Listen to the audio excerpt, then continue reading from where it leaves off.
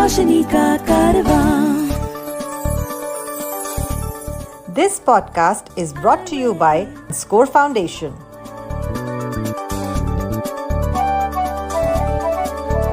ये है रोशनी, रोशनी, रोशनी का कारवां, रोशनी।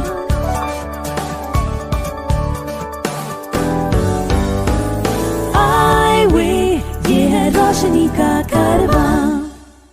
Hi, my name is George Abraham and welcome to Eyeway Conversations. My guest today is Rajanish Henry, the freshly elected Secretary General of the World Blind Cricket Council. He is a resident of Calicut, Kozhikode in Kerala. Great to have you on the show, Rajanish. Welcome. Thank you, sir. Thank you so much. So, Rajanish, coming from the state of Kerala, where cricket never was really very popular, it was more of a football state. How did you get interested in cricket? In 1985, one tournament happened in Australia. That was Benson Hedges series. Yes. At that time, I was having eyesight actually. Then from that, the visuals, still I remember Ravi Shastri and Kapil Dev, they were moving on the OD car and the car was moving around the ground. They were celebrating the win and the champion of champions and all. So from that time, I started having the interest. When did you first hear about blind cricket or cricket for the blind? So I heard that in 1991 because the people who blind school students are participating one tournament. It is not tournament. I believe one athletic championships happening in BRA, and from our school also sisters sending the students for that kind of participation. And after they came back from Delhi, because I was not in that much in the athletic side. So the people who came back from the Delhi athletic championship, they told the blind cricket is there. They are using with the jingle sound bowl. Because at that time we were using some other method actually, that was using some pebbles in the tins, the plastic tins and all. And I saw one match between, I believe that was Mysore and one school in nationals, I think. In DD2. That was the time I heard that blind cricket is there. This was the championship in Bangalore. Maybe, sir. Maybe. I don't remember. But my uncles told there's a possibility to play. No need to be disappointed. Once you can play, you can continue the cricket in that way, they told actually. Let's look at your schooling. Where did you study in school, and what were the kind of support systems you got? Sir, it was Assisi School for the Blind, Nirpara. Actually, till 7th I studied there. It was run by Assisi sisters, and that system was very nice because after lost the eyesight and getting into the new the stream, initially it was very tough, but I easily joined and I could manage with the other children and sisters also. They really supported actually, and so many things I learned it from that school, and the supporting system and all was very nice. Then moved to 8th standard onwards, moved to the other blind school, studying in sighted school, but boarding was in the blind school. Till 10th that was the schooling actually I did it. Where was your schooling from the 8th standard onwards? Where was this? That was Kerala Federation of the Blind having one school in Calicut. So I studied that there. After school, after 10th standard, what was your journey? I joined in Ernakulam Maharajas College. It's one of the famous college. It's the oldest one and the famous one in Kerala. I joined there just because of the passion to play cricket, because blind cricket came in 1995 in Kerala. And sir, remember, I think it's you and the other leaders who came there and started the Manorama Cup. So this was in Maharajas College. Maharajas, yes. So and from there, I continued the 7 years of colleging, that is pre-degree, degree, then I master's, and also I did it there. So what was your graduate degree in what subject? in English literature. And your master's also was in English Yes, literature. yes, yes, yes. After college, after you finish your master's, what was your next step in life? I immediately, so there was a the chance to get to the job was only the teaching post. So we started doing B.Ed, Bachelor of Education. Very immediately after the B.Ed, I got the job as well. Where did you do your B.Ed course?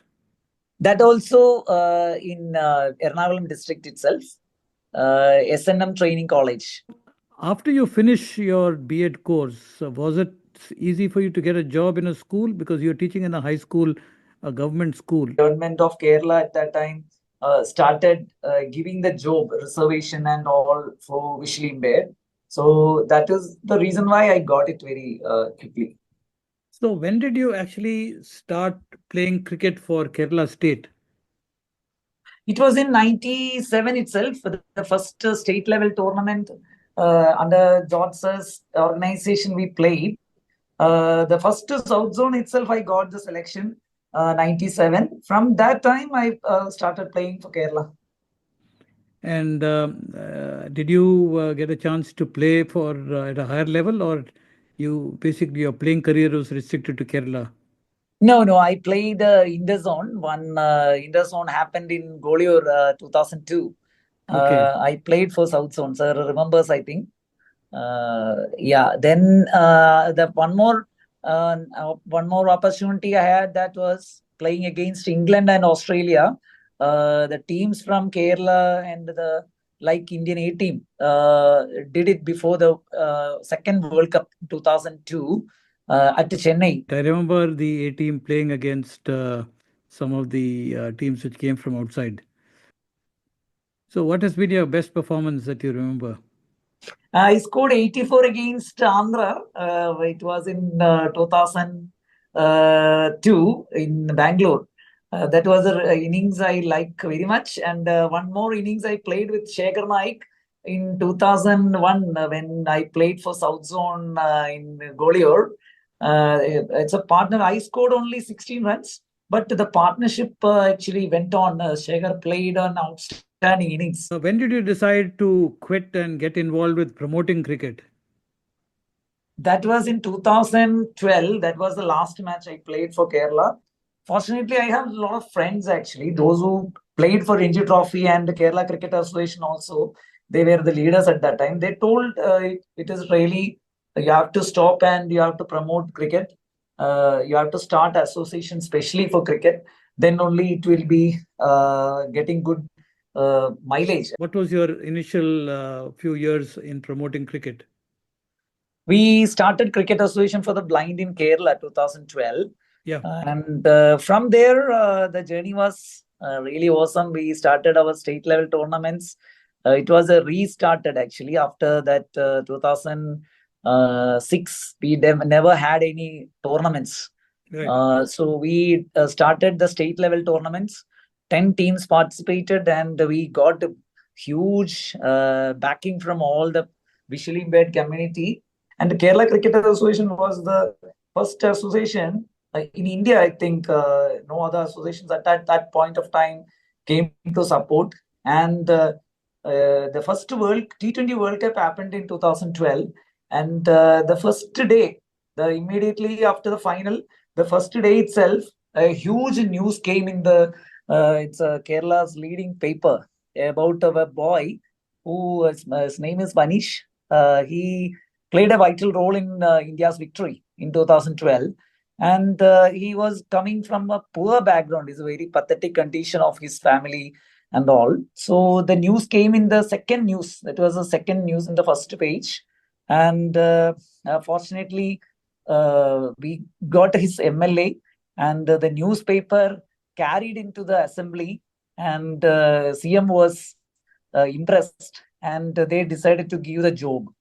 So that was another turning point of our cricketing, the administration level. A change happened. Then we started believing something can be done. The way we conducted the initial days of 3-4 years led me into CABI. If you know of anyone with vision impairment who needs guidance on living life with blindness, please share the Eyeway National Toll-Free Helpline number 1800-5320-469. The number is 1800-5320-469. So you became a part of the Cricket Association for the Blind in India. Yes. So now, recently you've been elected as the Secretary General of the World Blind Cricket Council. So how did that happen? Yes, sir. 2015, after I came in CABI as a senior vice president, I did a lot of tournaments for CABI. That was Asia Cup we hosted in Kochi in 2016. That was a turning point of my career, I believe. While getting that tournament done, it's Asia Cup in the could manage to do that with Pakistan. That one of the greatest tournament. That was a first ever Asia Cup T20 format, and we did it. After that, also it's never been happened. So then Pakistan and other teams all started supporting because the way we gave the opportunity, the facilities, that may be the reason my organizing capacity they all realized. Not only CABI, it reached outside because one more incident. It's the 2017 World Cup. Also, I did it. Then Australians also came in, and the way we normally, I believe always, the blind cricket should be treated or done in a professional way, like the mainstream cricket. So the way whenever I do even a small tournament or big tournament, I do this in a professional way, and that may be the reason why Mente sir and Sultan Shah Saab, the World Blind Cricket Council, and Raymond Moxley and all the other country officials started supporting and appreciating. And I did it tournaments for CABI in Dubai as well. So that all as initially, sir, I was the regional director for Asia. So I was doing these things. It helped me to get into another post was vice president in 2020. Then I continued that the work for not only for India but also for the other countries. Wherever I can support and do the developments for blind cricket, I did it, and that made me, I believe always the leaders trusted on me. I can do something. That may be the reason they elected me. So what is your plan? What do you want to happen in the next 2 years for World Blind Cricket? Mainly, we are looking to relocate. Actually, now the headquarters in London, WBCs. Yeah. So we want to bring the headquarters to Dubai. That's one objective. Anything else that you want to do? Yeah, that is one. And the cricket should be developed more and to spread the other countries. Now some countries are gone down. We have to lift them up, and the country sometimes can't participate in the bigger tournaments, especially for the World Cup and all. So all the teams have the capacity to participate in the World Cup without any kind of financial barriers. So we should support them and to bring new countries. So what you're saying is that number one, you would like the standard of cricket to improve globally. You're also looking at certain countries where finance is a challenge, and they're not attending events like the World Cup. So you would Yes. like to kind of strengthen maybe countries like New Zealand, who have been probably missing the World Cups, the West Yes. Indies maybe. So Yes. you would actually like them to also be part of the mainstream cricket, and money should not be a reason why they are staying out, right? Correct. And then you are also looking at newer countries coming into the game. And is that why recently an Indian team had gone to the US to play a series of matches in the US? Yes, sir. Was it basically a promotion, or the US already has a team? No, no, they don't have. We just started that promoting initially. It should be spread across in a particular country, and we should introduce the game, and slowly they can adapt to the game, and we can give the training. Then finally, we can set up the team. So, what was the response in the US? It was very huge response because including girls, our main aim is that to set up the because first Women's World Cup is coming up in the year 2025. So we would like to bring US to play for that World Cup itself. So that's the reason why we started in that angle. So immediately the response from the visually impaired, it's very beautiful response, and especially girls, they responded very well. And one of the girl recently came to India, and they learned, and now some more girls will join shortly. Now she gone back to US and doing it. So that is the response. We can understand from that kind of response, it was very successful. So, the people in the US who responded to blind cricket, are they Indians, Pakistanis, West Indians, Australians, New Zealanders, or even Native Americans were interested? Native Americans Al- interested. Also, Yes, yes. okay, that's interesting. Because baseball, actually, they already blind also playing baseball there. Okay. So that may be the reason they can easily connect it to that. So, Rajnish, you are also chairing the committee for women's cricket, blind women's cricket in India. So, can you tell me what is the current status of blind cricket among girls in India, and also what are your plans to promote it? We started in 2019. That was the first year the national took place. And from there, from that point, it was just 7 teams participated in the first nationals. In that angle, from that, we got it. Now the fifth edition is going to be taken place in Kochi from 2025 January 12th to 18th. So it is the number of the teams has gone up to 19. So from that itself, we can understand the response from the visually impaired girls in India is huge, and now girls coming very quickly into this field, and the gold medal they got it in IPSA. Then so many girls got the jobs and money as well, cash awards in Orissa. The great way of the great work being done by our Orissa Cricket Association for the Blind. Then the other states as well, Karnataka and Maharashtra, Delhi. So these states are responding very, like Madhya Pradesh as well. So, when is the World Cup for girls going to happen? What dates? So we plan it in November 2025 in India. The recent scenario with the Pakistan, that we have to think of some neutral venue in the WBCC. Also, we recently discussed this matter.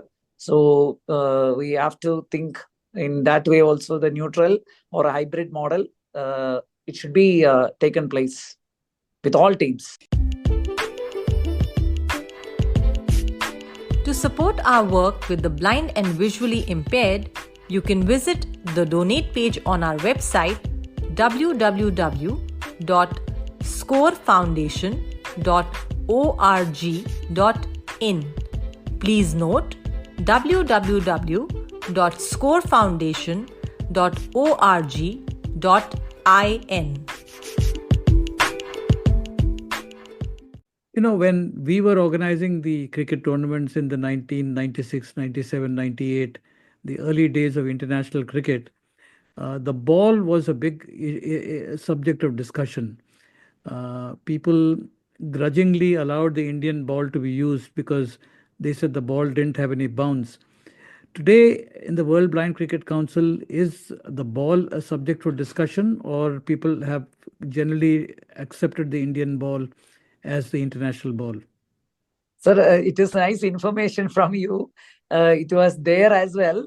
So sometimes these kind of matters are coming in. Actually, maybe the England and Australians bringing this matter sometimes, especially England, I believe, because I heard that kind of initiations from in the I think not these two AGMs. One AGM again it came somewhere. It is always there, sir. Because the English people use a ball which is a mini football, Yes, and I heard. it's very difficult to hold in your hand. Yes, yes. They With actually, both hands, sir. I think it's yeah, both hands they are doing, right? they bowl with the wrist and the fingers. Okay, The okay, ball is rested on the wrist, and then they okay. bowl. Oh, I see. Okay. But they bowl overarm. Overarm. Yeah, yeah. Okay. And then the Australians have a ball which is shaped like an egg, made of Uh-huh. cane.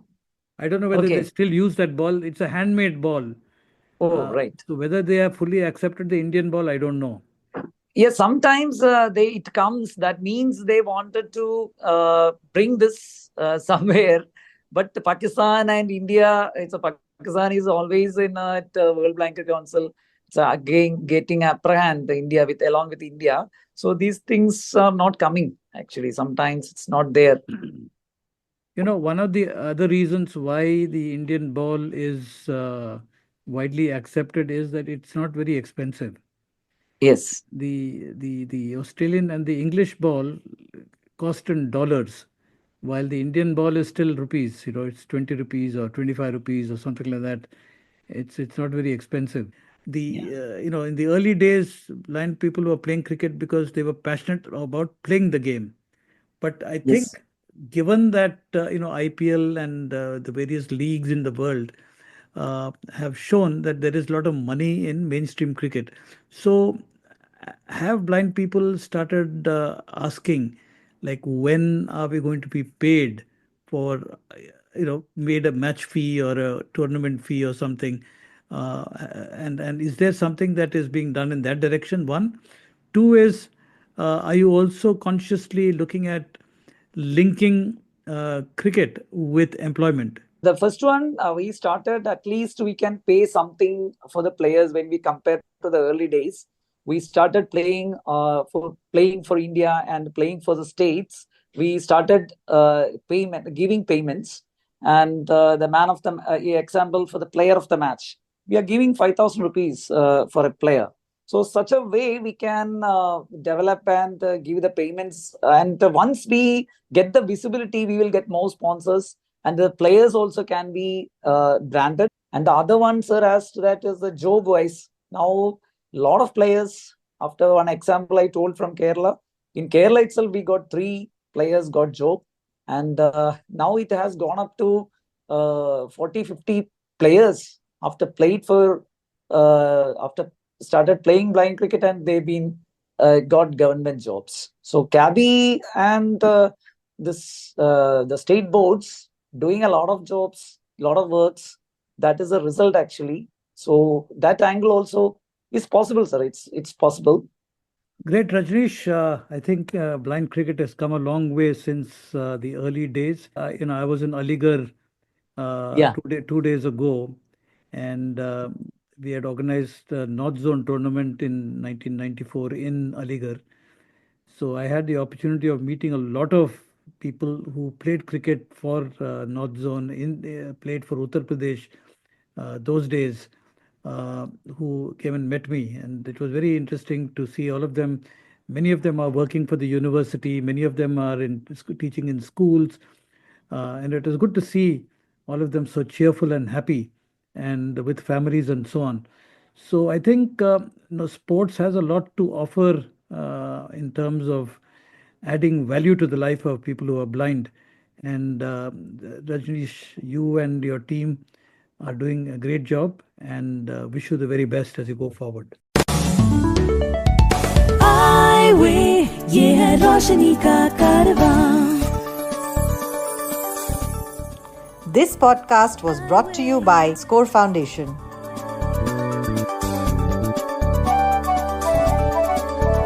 ये है रोशनी रोशनी रोशनी का कारवां रोशनी